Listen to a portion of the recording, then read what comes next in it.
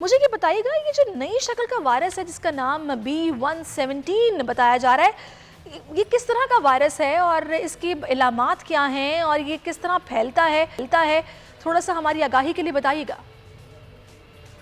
Thank you very much ji. Actually देखिए, आपको बात बताऊं, हर साल अगर इन्फ्लुएंजा के अगर वायरस को देखा जाए, इन्फ्लुएंजा H1N1 स्वाइन फ्लू, वो भी हर साल आता है और अपनी जो शक्ल है वो एवरी टाइम वो चेंज करता है। तो इसमें बहुत ज्यादा कंफ्यूजन इसलिए पैदा हो गई अभी, और कि ये थोड़ा सा जो इसकी जो अगर पुराना वाला जो वायरस देखें, that was in diamond shape, और उसमें जो जो स्ट्रक्चर्स थे वो राउंड शेप थे। इसमें थोड़े से जो स्ट्रक्चर थोड़े से डिफरेंट है, लेकिन ये दावा किया जा रहा है कि ये खतरनाक तो है, फैलता भी जल्दी है। क्यों फैलने की वजह आपको बात बताऊं कि सर्दी का मौसम जो है, कई दफा वो इन्फ्लुएंजा के फीवर के साथ जब हमारा कोविड का इन्फेक्शन ने हिट किया है, जब वो ज्यादा इन्फेक्टेड रेशियो जो है ना इसमें बढ़ा है। इस तरह अगर देखा जाए तो अगर हमारा अगर कराची के मौसम के हिसाब से भी देखा जाए, तो अगर रात के पैरामीटर्स ठंडे होने की वजह से जो कोविड के असरात हैं, वो अगर देखा जाए तो इस जो 15 डेज में जो बढ़े हैं, उसमें ये हुआ है कि इसमें इन्फेक्शन रेशियो जो है डायरेक्टली जो है इन्फेक्शन डायरेक्टली हिट हुआ है अपर साइड पे ऑफ द लंग। जो पुराना वाला इन्फेक्शन जो है वो नीचे गया था, लोअर साइड ऑफ लंग पे ज्यादा इफेक्ट कर रहा था। तो अब वो इन्फ्लुएंजा के साथ जब वो अटैक कर रहा है और जो साथ में कोइंसाइड हो रहा है, इस पे ये इन्फेक्शन का रेशियो जो है इसकी वो अलामात बढ़ते हुए नजर आए। रेशो तो ठीक है, आप बता रहे हैं कि ये भी जाहिर सी बात है फिर बढ़ेगी, लेकिन ये इसकी इलामात क्या वही वाली है जो पहले वायरस की थी, जो पिछली साइकिल था उसका, कोरोना वायरस का, या फिर इसकी मुख्तलिफ है? नहीं, मुख्तलिफ नहीं है, ये इट्स सेम वायरस और सेम स्ट्रक्चर ही है। थोड़ा से स्ट्रक्चर में डिफरेंट करने में कोई फर्क नहीं पड़ता। सिर्फ ये कहा जाता है, कह रहे हैं कि ये फास्ट अफेक्टिंग और फास्ट जो है वो फैल रहा है, लेकिन ऐसी मैं नहीं समझता कि ऐसे फास्ट फैल रहा है। उसी तरह फैल रहा है जिस तरह ये 15 डेज बैक भी फैल रहा था, या जो 4-6 महीने पहले जो आया था, इसी तरह फैल रहा है। और उसी पैरामीटर पे उसी तरह कोविड नमूनिया के असरात हो रहे हैं, और वो अंदर जाके जो नमूनिया के जो हमारी जो एल्वुलर के जो सेल्स हैं उसमें कोगुलेंट फैक्टर फेंक रहा है, और इसी तरह जो है कोगुलेंट की वजह से इन्फेक्शन थ्रो करके इन्फेक्शन नमूनिया करा रहा है। सही। चलिए, आप हमारे साथ रहिएगा। सो डॉक्टर मान हमें ज्वाइन कर चुके हैं। डॉक्टर साहब, बहुत शुक्रिया आपके वक्त का।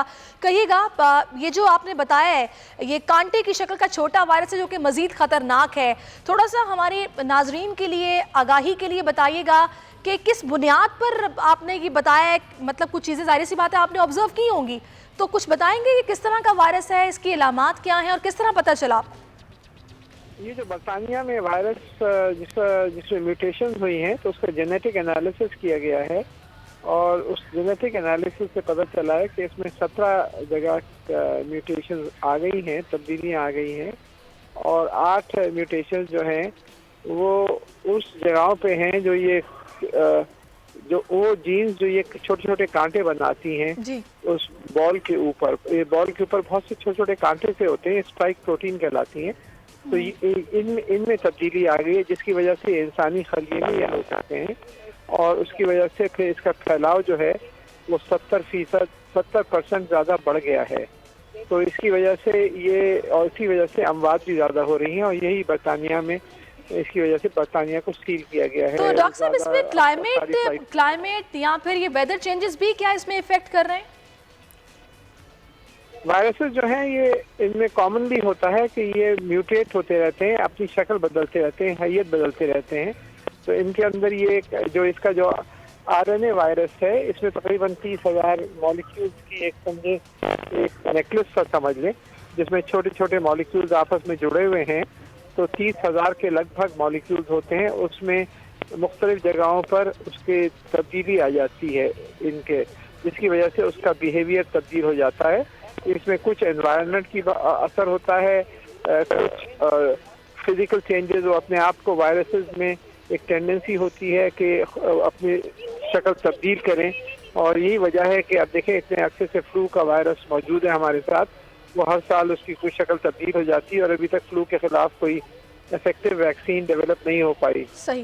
तो this is natural phenomena. Okay doctor साहब, ये भी मुझे बताइएगा कि जब वायरस अपनी शक्ल चेंज करता है, यहाँ पे म्यूटेशन होती है, तो क्या फिर उसकी वैक्सीन भी चेंज होती है या फिर उसी वैक्सीन के साथ ये भी कवर हो जाता है?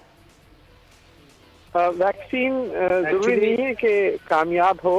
ज्यादातर वैक्सीन ब्रॉड स्पेक्ट्रम होती हैं और ज्यादातर शक्लों को कवर कर लेती हैं, लेकिन बहुत सी शक्लें अगर ज्यादा तब्दील हो जाएं तो फिर वैक्सीन नाकारा भी हो सकती है।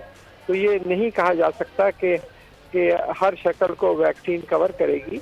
और ये वाकई अब बड़ा सवाल पैदा हो गया है कि जो नई म्यूटेशन आ रही हैं कि उसमें किस हद तक ये वैक्सीन इफेक्टिव होंगी, क्योंकि पुराना वायरस की जो शक्ल थी उसमें तो 90-95% सक्सेस रेट आ रहा था जब ट्रायल्स किए गए थे। अच्छा, अभी हमारी कुछ फ्रंटलाइन वर्कर्स से बात हुई थी जिनकी तरफ से ये बताया गया कि अब जो हालिया केसेस आ रहे हैं ये इतना डेंजरस हो चुका है ये वाला वायरस कि अब जो लोग कोरोना से इफेक्टेड हॉस्पिटल्स में आते हैं और अगर वेंट पे चले जाते हैं तो वो एक हफ्ते से ज़्यादा सर्वाइव नहीं कर पाते।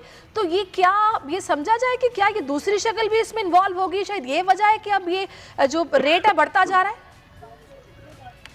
पहले भी यही था, जो पहली वेव आई थी उसमें भी जो लोग वेंट पे जाते थे उसमें बहुत कम सर्वाइव करते थे, और अभी भी ये है कि वेंट पे जब जाते हैं तो उसमें सर्वाइवल रेट बहुत कम, उनकी हालत इतनी ख़राब हो गई होती है। तो उसकी शक्ल की बात नहीं है, ये तो पहले वाली जो शक्ल थी उसमें भी ये था। बस ये जो है अब जो म्यूटेट हो रहा है उसमें जो बरतानिया में जो पाया गया है उसकी फैलाव बहुत ज़्यादा है, और फैलाव ज़्यादा होने की वजह से अमवात भी ज़्यादा हो रही है। और पाया गया है कि अमवात जो है बहुत से वायरसेस की स्ट्रेन की वजह से बहुत जल्दी हो रही हैं। मतलब ये कि पहले 2-3-4 हफ्ते तक लोग सर्वाइव कर जाते थे, अब बहुत सी अमवात जो हैं वो हफ्ता भर में वाक़ई हो जाती हैं। सही। सब्सक्राइब करें और बेल दबाएं ताकि कोई खबर रह न जाए।